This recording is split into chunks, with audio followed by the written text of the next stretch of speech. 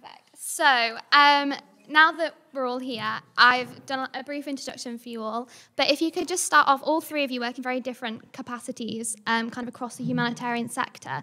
Could you start off by telling us a bit more about exactly what you do and how you aid refugees? And if we start with Robert, because you're on the screen currently, and then Maha, and then Nadine.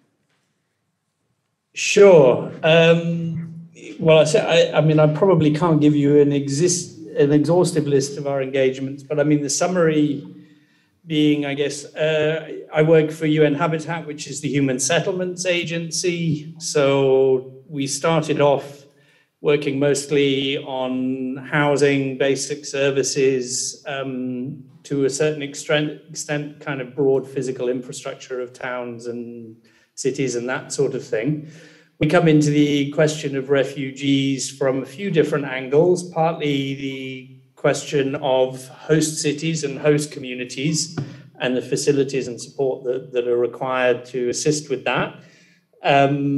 We also are looking at the housing, land and property rights of refugees and IDPs in their home locations and how those can be protected during the periods that they're displaced.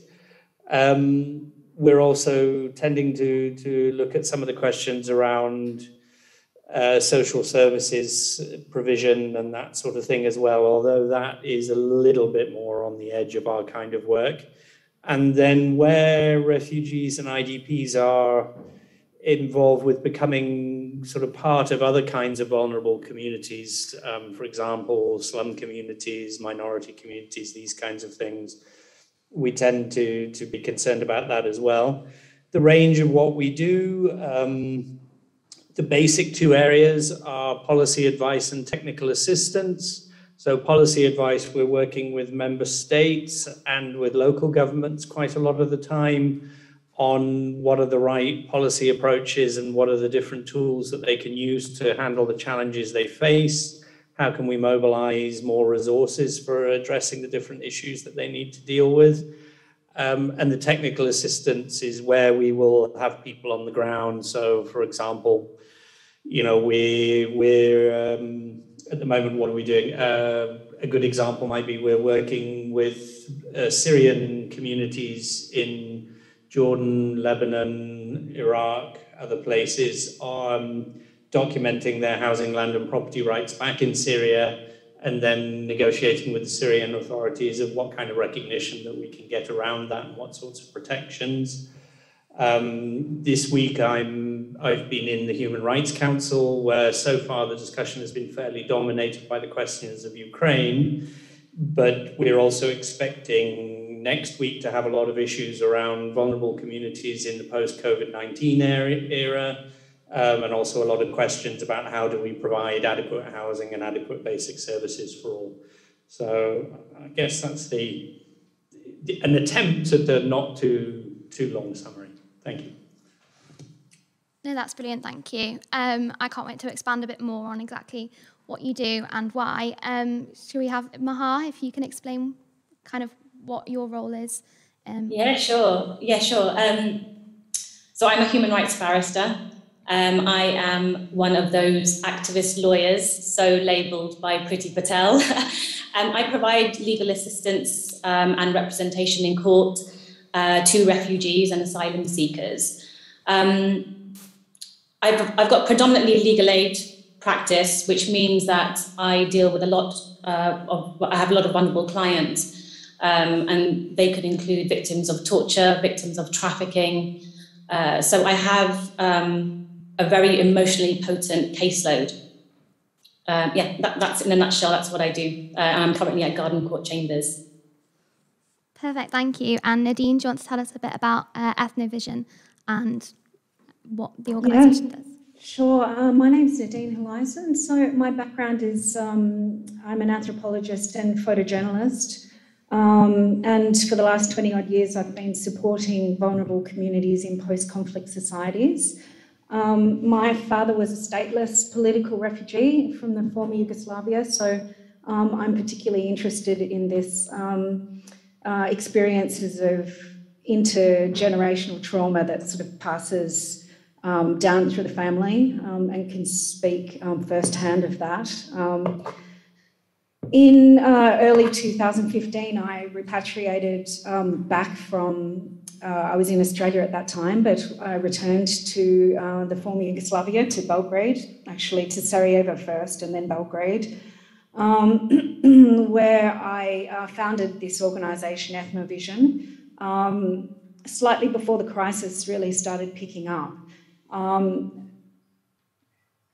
So in the beginning, we were really set up to start providing comprehensive medical and protection support. There were very large numbers travelling the Western Balkans route at that time. Around 7,000 to 8,000 people a day were coming in. So we had mobilised teams of people at border areas, travelling on trains, and also in city centres where refugees were congregating and sleeping rough. And we did this for a period of about 2 years with teams working 24 hours a day, 7 days a week. And it was really challenging, you know, because it was, I think, the first time that there was such a refugee crisis that was moving. So it was a little bit different to providing support where people are encamped. And often people were travelling so fast that, you know, you really had to get on the train with them and provide support because they didn't have time to engage with you. So in 2018, when the emergency was declared over, a lot of the donors left the region, and we really had to pivot. So now we sort of re-strategized and we focus on both providing protection and legal information to people transiting through, but also documenting refugee stories. And we do this in narrative form and photographic form. So, you know, hopefully they have some documentation of proof of their story. So when they get to their destination country, they can try to use that to seek asylum.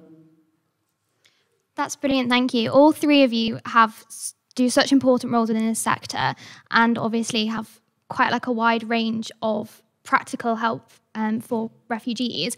At SolidariTee, we talk a lot about sustainable aid, not just legal aid, because we want to make like a long-lasting impact.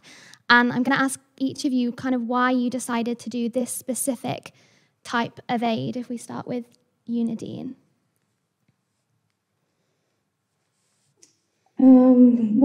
Well, you know, it was a pragmatic decision, I suppose. Like in the beginning, when we had the mobilised teams providing support, that's what was most needed.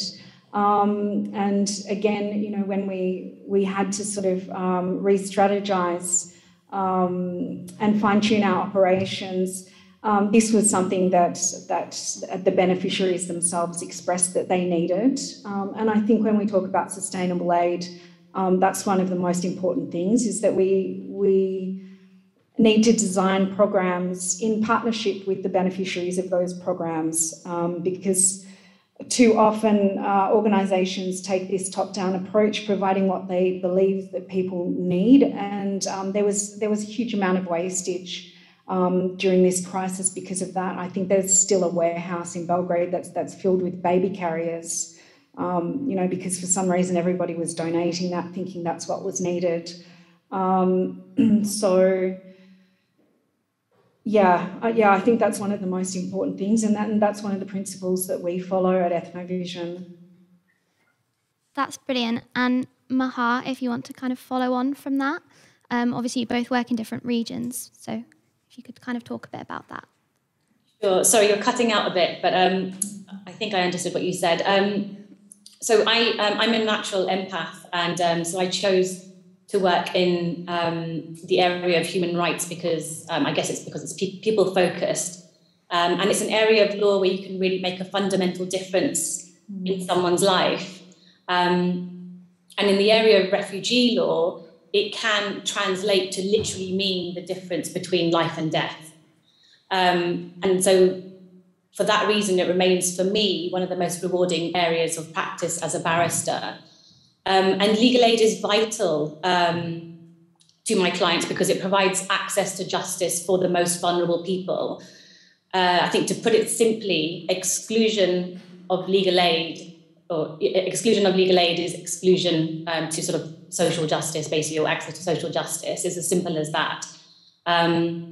It can make the difference between winning or losing a case. So it's really important that my very vulnerable clients have access to proper, good quality legal representation early on in the start of their journey in the UK in terms of the legal process.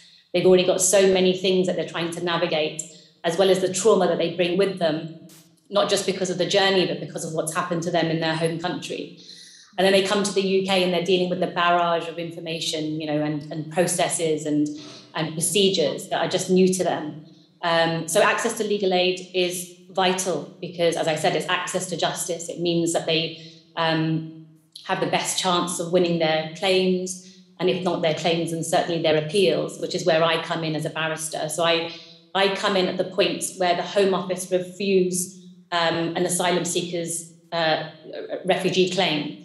And then I represent them at the appeal stage before an immigration tribunal to try and have that sort of overturned. So have an independent immigration judge allow their asylum appeal. So for me, it's very important that my clients have access to legal aid because, of course, it's means tested, but of course a lot of my clients can't afford legal representation and they deserve the right to be represented in court. Yeah, I think that's really interesting because both of you kind of do the very practical work that is needed in those specific areas, like in the UK. But Robert, you work kind of internationally with UN Habitat. Can you talk a bit about why housing and shelter is so important in the international context? I suppose this operates on a few different levels. I would start with the basics of just the UN Charter, which I know very often the UN is much maligned, but I think some of the original ideas have stood the test of time. But I mean, the basic three pillars of the UN are, on the one hand, peace and security, and then the idea that you will never achieve peace and security if you don't have economic development and you don't have respect for human rights. So I think that's where we start, that everybody deserves peace and security, and they need to be given the opportunities for economic development and the protection of their rights that will allow them to have peace and security. And that's both at an individual and at a collective level. So I think that's one of the reasons why we do what we do. As Habitat, we first got sort of, our predecessors were first created in response to two things, one of which was World War II, and the other one was the round of independence in the sort of late 50s, early 60s, and a lot of newly independent states that were often coming from a fairly discriminatory history, and so had a large amount of their population who were very, very short on basic needs and basic issues. And then over the years, conflict is always a concern. We are not, as the UN, very often the quickest or the cheapest solution for everything. We tend to be relatively slow and a little bit clumsy, and our processes tend to be more expensive than the average. But what we can do is keep open channels direct to governments, and we can sometimes get into places that other people can't. Some of the things that we were able to do in northern Iraq, not necessarily while IS was active, but very soon after them moving out of areas, we were able to get in quicker than some other organizations would be able to, simply because of the political cover that we had and that sort of thing. But I think the other thing is that a lot of states, even though the public will and sometimes even the political will might be there, a lot of states need a bit of nudging to do what one might call the right thing. And I think having the UN Secretariat and having other states look at having them look at what each other are doing, it's not perfect, but it's an encouragement towards slightly better behavior and taking the edge off some of the worst behavior. For example, the UN Special Rapporteur on Adequate Housing has queried the UK on the state of housing in the UK for the poor, and there have also been questions on the status of refugees and things like that. And the UK has to answer to those. They feel, for various reasons, obliged to. And the fact that a state has to answer the questions at least means that you open them up to a bit of scrutiny and hopefully you can move things forward. So we don't necessarily deal with the most dramatic processes of all time, but I think it's to do with getting long-term systemic change and making sure that everybody can have their dignity respected. And the rules of asylum, I mean, international humanitarian law is very clear. Everybody has a right to asylum. That is not a negotiable thing. It's not up to a state to decide I'm going to do this because I feel like it or not. It's a right. And we need to make sure that states live up to that. They promised that they will. They should. Over. I think it's really interesting that all three of you kind of picked up on this doing the right thing, and kind of everyone deserves access to legal aid and safe housing. And I think it's just really important that that kind of motivates you all. And we're all obviously talking about kind of long-term change. You've all worked in these sectors for kind of the duration of the so-called refugee crisis. And I was wondering if you have seen as big of a change as people sometimes kind of attribute to it. Robert, if we kind of start with you with that. No, I guess this is possibly not with my official hat on, but I would probably say no. I think in general terms, well, actually, it depends who you're talking about. If you're talking about governments, I don't think there's been a fundamental change. I think they still tend to react to circumstances. I think there are some who have been exceptions, but that is very much subject to the political winds.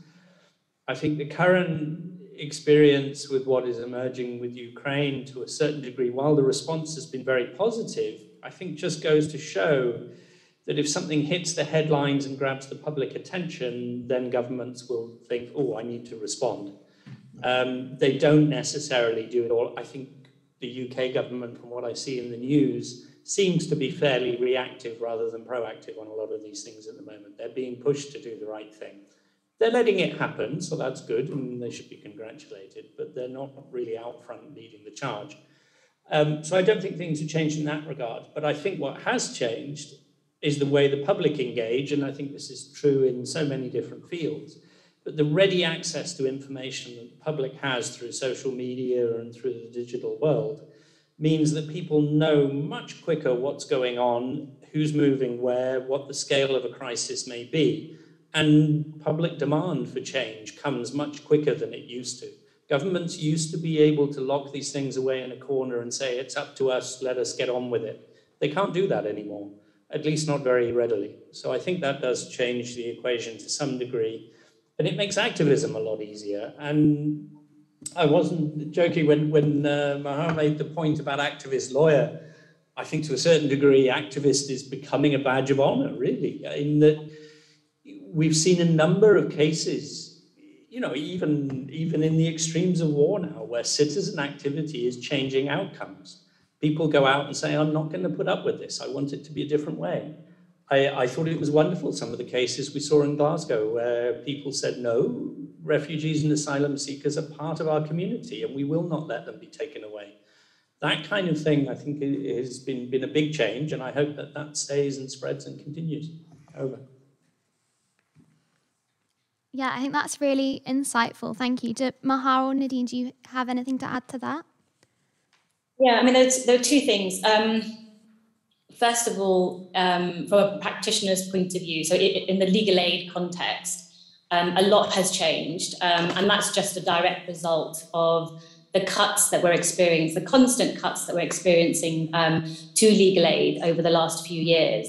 And that not only affects the recipients of legal aid, but it also affects those representing them.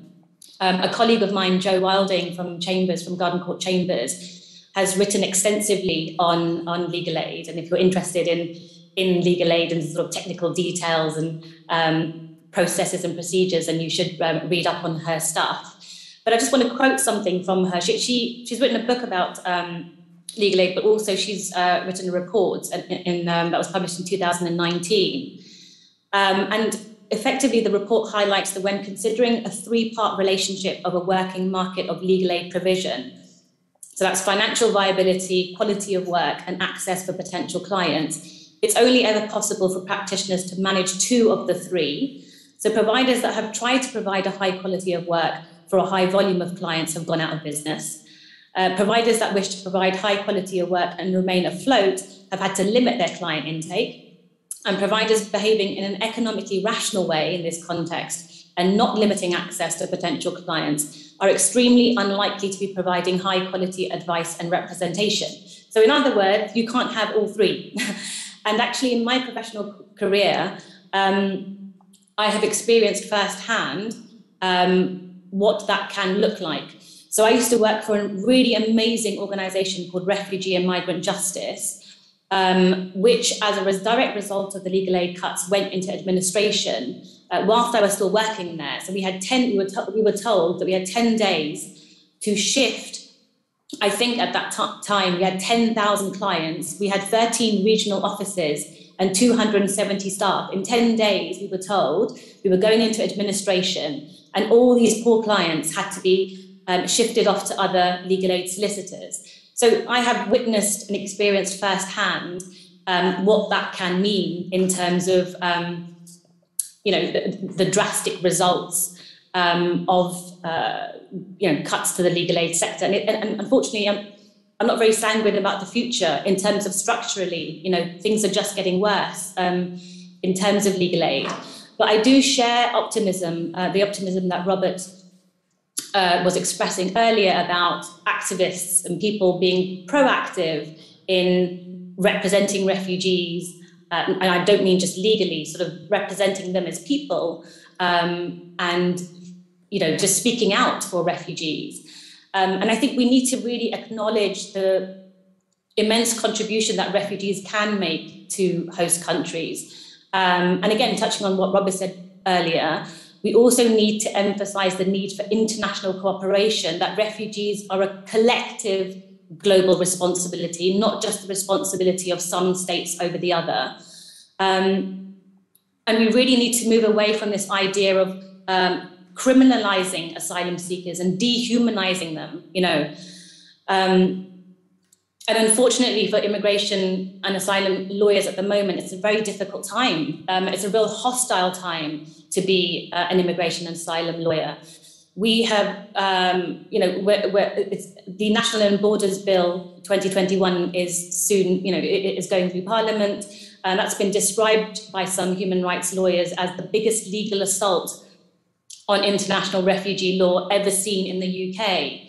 So in some ways, I'm hopeful and optimistic about the future, but in other ways, I'm not so sanguine because the government are increasingly sort of criminalising refugees, both legally and administratively, through through things like the National and Borders Bill, which is hopefully which we're trying to sort of challenge and oppose in terms of highlight the injustices that are inherent in the bill. Can I just add something quickly there? I think it's extremely important to remember that what Maha is talking about is not just about lawyers and their clients, however important that may be. If you don't have a proper functioning legal aid system and people cannot protect their rights, you don't have rule of law. And it doesn't matter whether they're citizens or not, or where they came from. Everybody who is resident in your country should have a set of rights that we universally recognize, that the government will respect and honor, and that they can protect.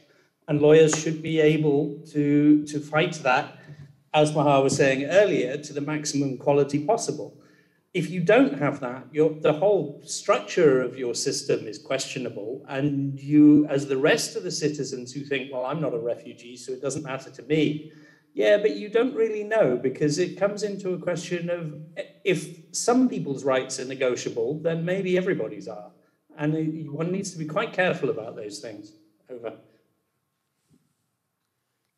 Yeah, I think it's really interesting, kind of this idea that you know, everybody could potentially be a refugee, and we're seeing that with Ukraine at the moment. Just before we move on a bit, Nadine, did you have anything to add to kind of what we were just talking about? I can add very little to what Maha and Robert have already stated. I mean, it's the same situation for us in regards to funding cuts. As soon as the emergency was declared over, you know, all the donors basically disappeared. But yet the emergency wasn't over. We still had large numbers of people travelling, but, you know, the routes went underground. They started taking different pathways as more fences were built. They were moving into Bosnia, for example, at that time. So we had the numbers, but, you know, it was constantly moving. So it wasn't sort of as visible, I suppose. Yeah, I think this crisis really is, you know, emblematic of Europe's total ambivalence and failure to manage forced migration in this present time. So instead of really collaborating to design refugee policies that are grounded in the Declaration of Human Rights and share this responsibility equally among, you know, European countries, Europe is busy building walls and fences and shutting the most vulnerable out. Now, you know, those policies don't work. The hardline policies don't work. They cause unnecessary suffering and deaths because people will flee regardless. You know, I also think that the majority of the responsibility for supporting refugees is really being placed on poorer countries, or as we call them, the global south. And, you know, to address safe passage and social policy, it's a shared responsibility of all, and that needs to be an absolute priority. And I just see this getting worse. If we talk about how things are changing, it's not getting better.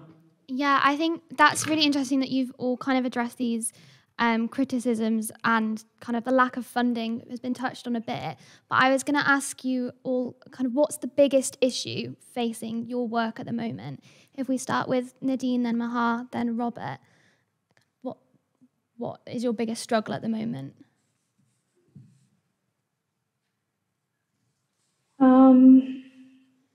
Well, I think that, you know, the so-called massive numbers of refugees travelling to Europe in 2015, it really fueled this xenophobic reactions across the continent. And at the beginning of the crisis, there were also a number of events in Europe, such as the November 13 attack on Paris and the melee in Cologne. And all of that has contributed to justifying the rejection of asylum seekers, especially from Syria and the Middle East, but elsewhere as well.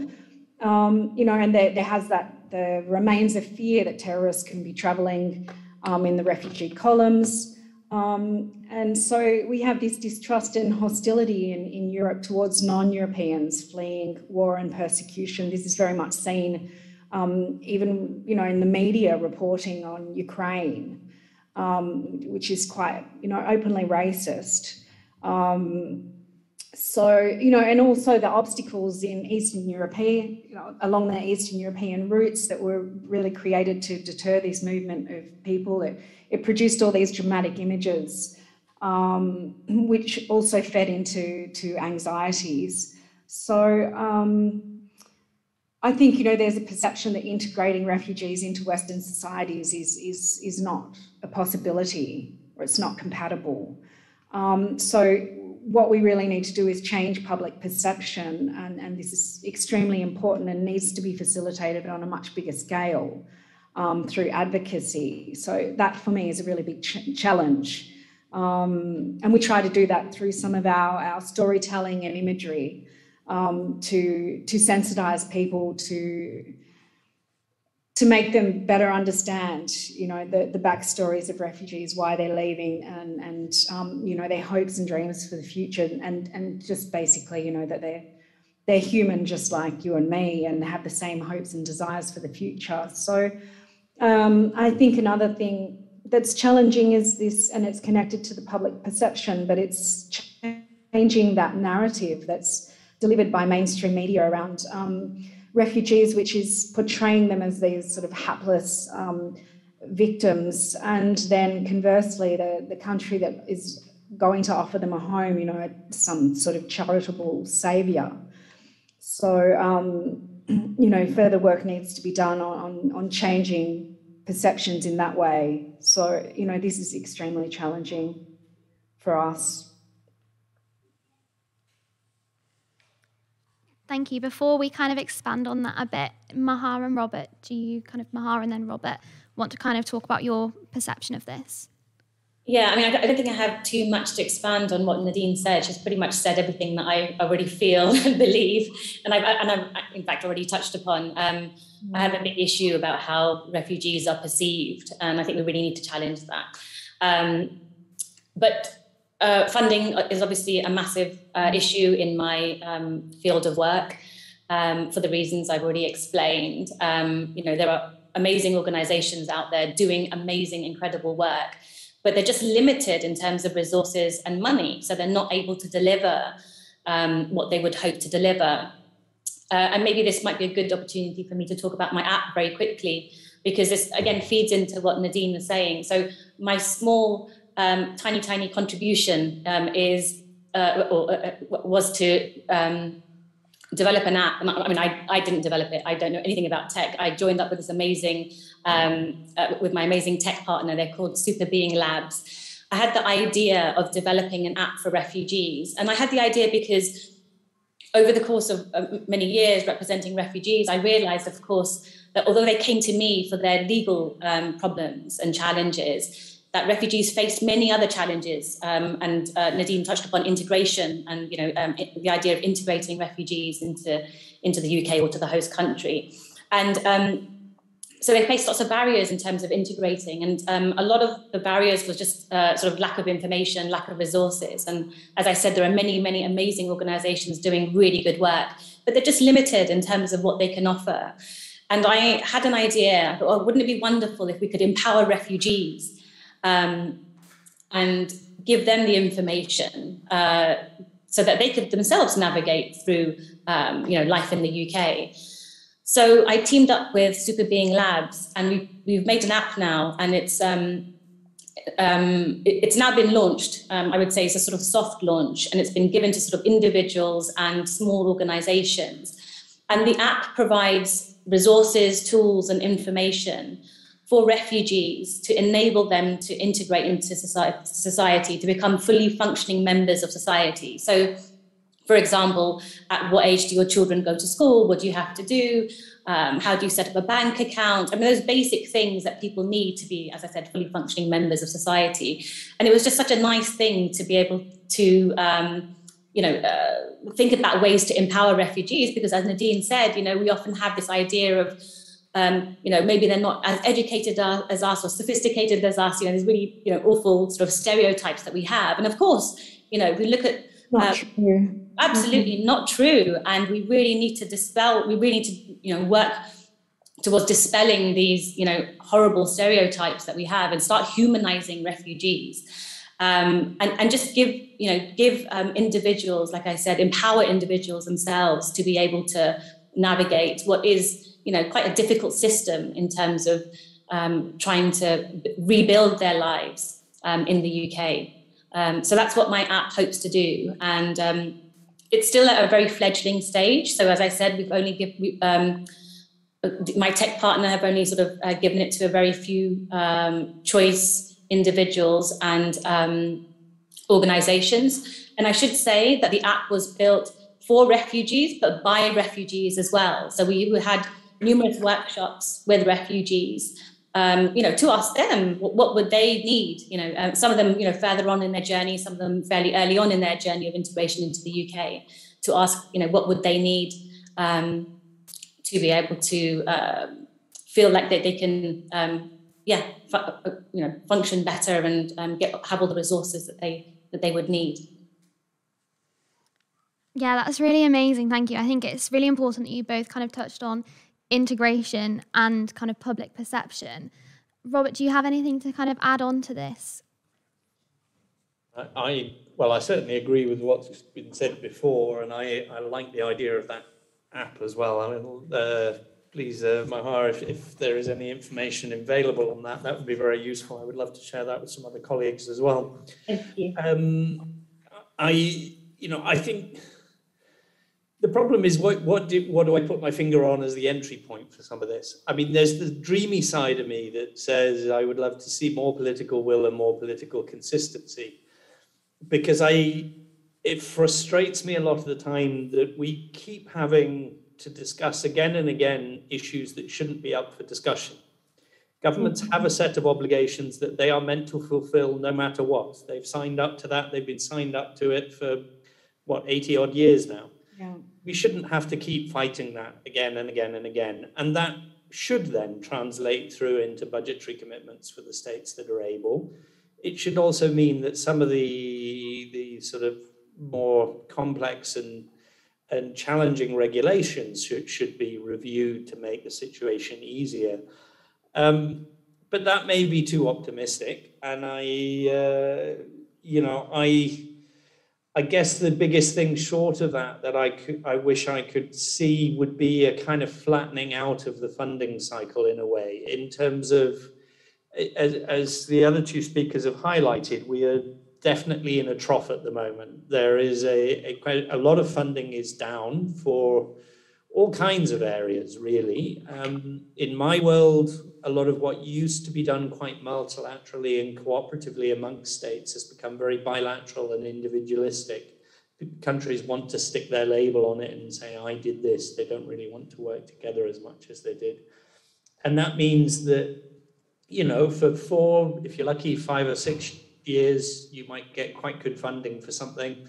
And then, our priorities have changed. We're not going to fund that anymore. And you have to shut down and start all over again. That's a very difficult thing. I mean, I think you can tell from what Maha is discussing. An immigration lawyer is not a supply that you can switch on and off. It takes a lot of experience and training to do this well. You need a consistently available body of people. The same with Diane's organization. It's not something you can just turn on and off. It's accumulated experience, knowledge, and skill. And that requires long-term funding, not the 2-3 year cycles. I mean, frequently we're having to manage even I don't know, particularly within the UN, on 12-month or less cycles. I can barely hire somebody in 12 months with our bureaucracy. So by the time I've hired someone, the funding's run out.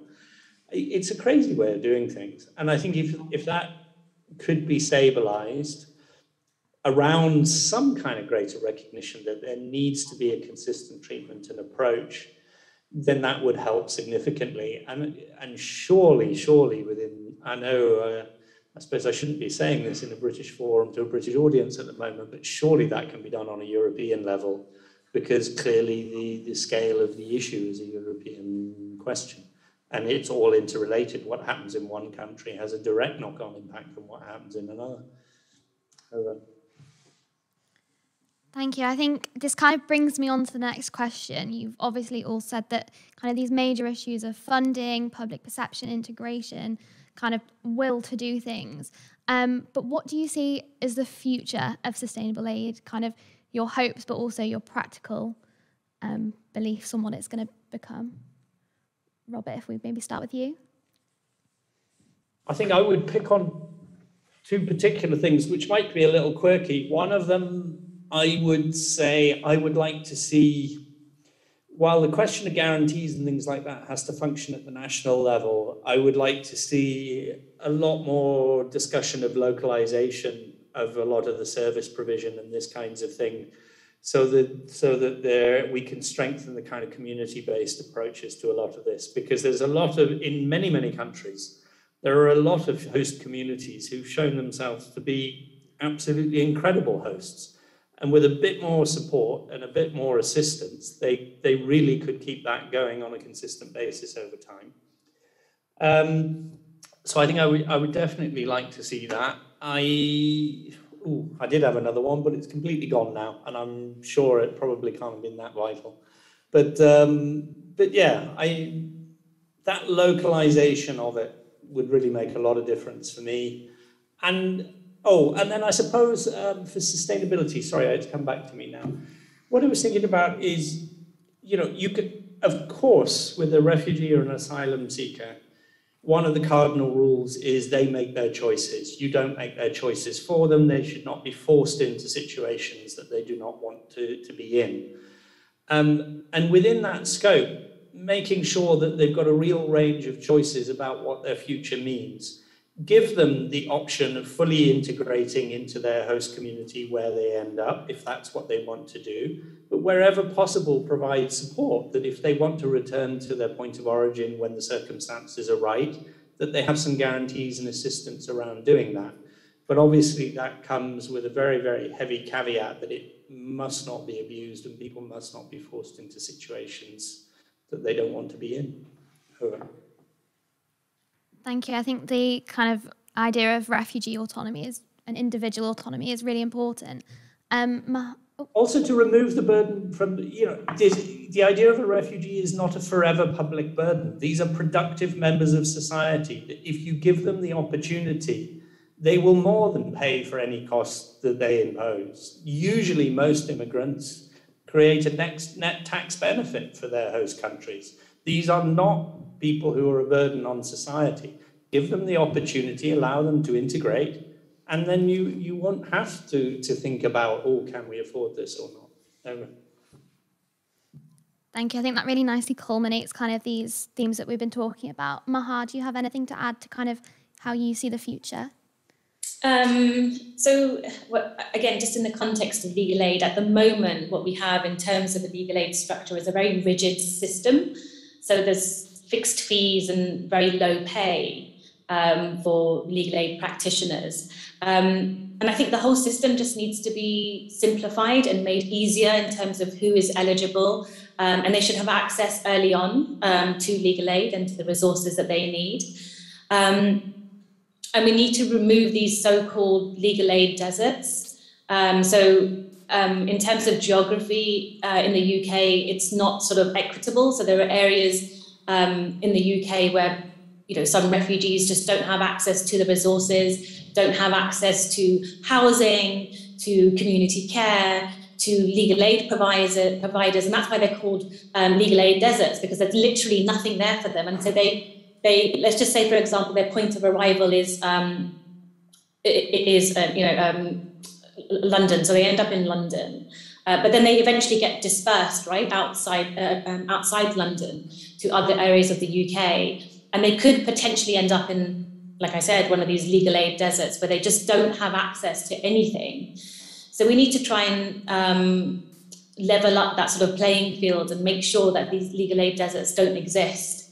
And we just need generally for the legal aid system to be more flexible in terms of its funding and who it provides funding for, so that those who are very vulnerable can have access to the resources that they very much need. And I just want to echo what Robert said about this whole idea of, we really need to move away from this notion that refugees are a burden on society. And we need to acknowledge the real contribution that foreign migrants and refugees have made to the UK. I think the pandemic has uncovered some of that, in terms of, all the nurses and the doctors who are foreign nationals sort of supporting the NHS during a time when we really, really needed that support. My grandmother, unfortunately, was one of the early victims of the care home COVID scandal, where sort of no one was allowed to go in, and she died quite early on in the pandemic. And literally every single person in that care home was a foreign national or a refugee or a foreign migrant. And they were the ones looking after my grandmother, so it could not be more clear to me what the contribution is to our, to the UK. So I think we really need to sort of move on from this very sort of archaic way of thinking about, they're going to be a burden. That we need to accept that actually hosting refugees can be a very enriching experience for our society. You know, they don't detract, they add to our society in so many ways.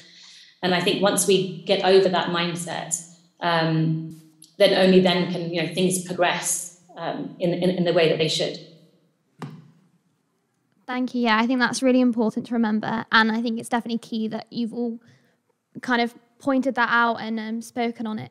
So just to round off before, I think we still should have time for questions. No?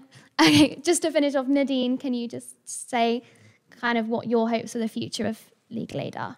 Not legal aid, sustainable aid, sorry.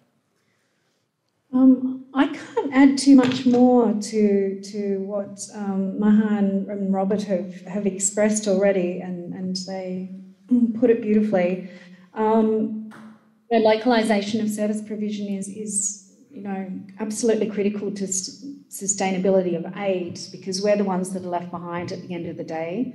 But, you know, this is a really big issue for small domestic NGOs, that we don't have PR and marketing budgets. People don't know about us, but yet we do really, you know, high impact good work.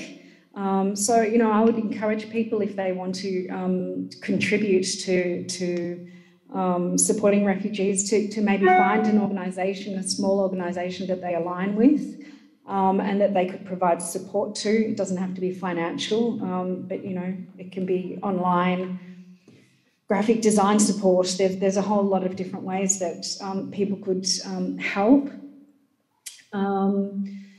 With this refugee crisis as well, back to talk about funding, you know, there was one particular donor that just monopolised the entire landscape for the European refugee crisis, and for them, they didn't have much of an understanding of the Balkans region and hadn't travelled here and weren't really providing any support because I think they thought that our region was too corrupt, and they didn't know who to trust to send money to. So basically it left all of us without any funding to provide anything, because every donor we approached, we would get referred back to that key funding bodies. So diversification of funds is really important. And I had something to add before about this sort of public perception, because in the last 9 days, there's been, you know, more than 1 million refugees coming out of Ukraine, and journalists really aren't hiding their racism anymore. I've got a couple of quotes that were in the news yesterday. I'll read them. The Bulgarian Prime Minister said, "These are not the refugees we are used to. They are Europeans, intelligent, educated people. Some are IT programmers. This is not the usual refugee wave of people with an unknown past. No European country is afraid of them." This was on the BBC. It's very emotional for me because I see European people with blue eyes and blonde hair being killed. Another woman on CNBC, to put it bluntly, these are not refugees from Syria, these are refugees from Ukraine. They're Christian, they're white, they're very similar. So, you know, while we all have this feeling that there's discrimination and xenophobia, I think from this most recent media reportage, which was more hidden a few years ago, it's really something that we need to tackle in the future, moving forward. I think that's it, really. Perfect. Thank you so much. That last point actually brings us on to the media panel at 3:30, if that interested you.